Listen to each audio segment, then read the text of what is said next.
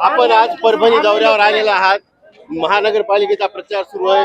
काय परिस्थिती आहे राज्यभरामध्ये महापालिकेच्या निवडणुकांची? महानगरपालिकेच्या ज्या निवडणुका लागल्या आहेत त्याच्यामध्ये एका बाजूला एक खूप दुःखदायक चित्र असं दिसतंय की 60 पेक्षा जास्त ठिकाणी बिनविरोध हे भाजपचे नगरसेवक निवडून आले। बिनविरोध जेव्हा नगरसेवक निवडून येतात तो एक लोकशाहीला धोका असतो, कारण तुम्ही निवडणूक प्रक्रियाच ही बायपास केली असते। जर मतदानाशिवाय एक लोकप्रतिनिधी निवडून येतो तर त्याला लोकप्रतिनिधी का म्हणणार, हे एका बाजूला आपण सर्वांनी कळायचंय। आणि दुसऱ्या बाजूला मी हे पण सांगेन आपल्याला की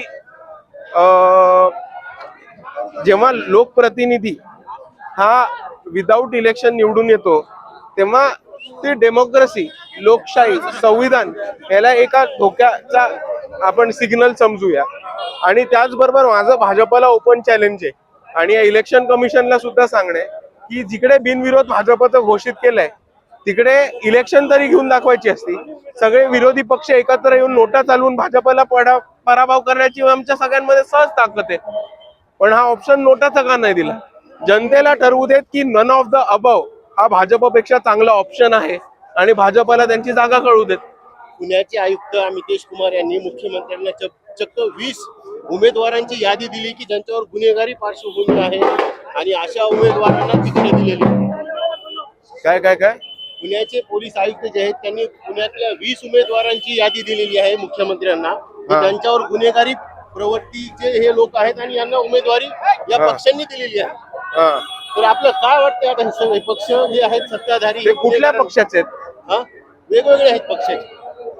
हे बघा, गुंड्यांना, अवैध दारूचे अड्डे चालवणाऱ्यांना, मटका सट्टा चालवणाऱ्यांना या मोठ्या प्रमाणामध्ये आपण उमेदवारी मिळताना बघितली या निवडणुकीमध्ये।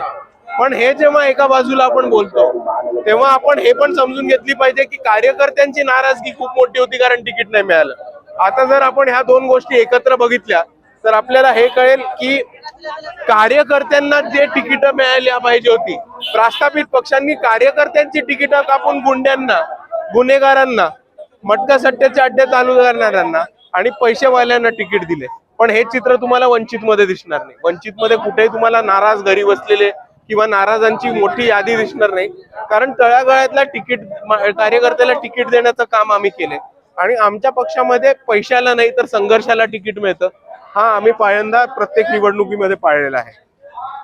आपण पाहिलं सर की जी भाजप आहे ही भाजप निवडणुका हायजॅक करताना दिसत आहे कुठंतरी।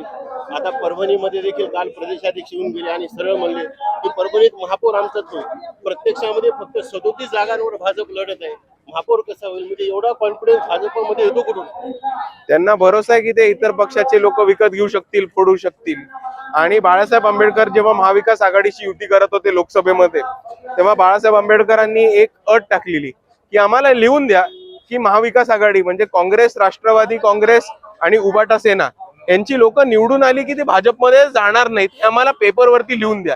हे भाजपच्याच या कारोबारासाठी बाळासाहेबांनी अट टाकली होती।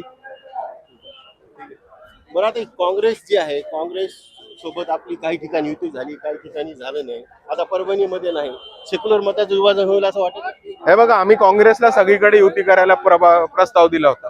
बऱ्याच ठिकाणी प्रॉब्लेम असा झालाय की काँग्रेस ही भाजपशी काम करते आणि डायरेक्ट भाजपच्या पेरोलवरती काँग्रेसचे नेते आहेत किंवा ईडीच्या भीतीने, जेलमध्ये न जाण्याच्या भीतीने किंवा प्रणितीताईंसारखं पुढे भाजपमध्ये प्रवेश घेण्याच्या भीतीने ते भाजपच्या लीडरशिपच्या चांगल्या गुड बुक्स मध्ये राहायचा प्रयत्न करतायत। आणि म्हणून बरीच लोक जिकडे भाजपच्या प्रणित काँग्रेस काम करते तिकडे ती भाजप प्रणित काँग्रेस वंचितची युती नाही करत। जिकडे काँग्रेस प्रणित काँग्रेस आहे तिकडे वंचितची युती सहजपणे झाली। आपल्याला असं वाटतं की आता दलित मुस्लिमांना वंचित शिवाय पर्याय नाही? दलित मुस्लिमांना वंचित शिवाय पर्याय 2019 पासून नव्हता, पण आता दलितांना आणि मुसलमानांना ते कळलंय, म्हणून एक मोठा कल आपल्याला दिसतो। काय परिस्थिती राहील महानगरपालिकेच्या निवडणुकीत? महानगरपालिकेच्या निवडणुकीमध्ये 7 पेक्षा जास्त शहरांमध्ये वंचित बहुजन आघाडी खातं खोलेल।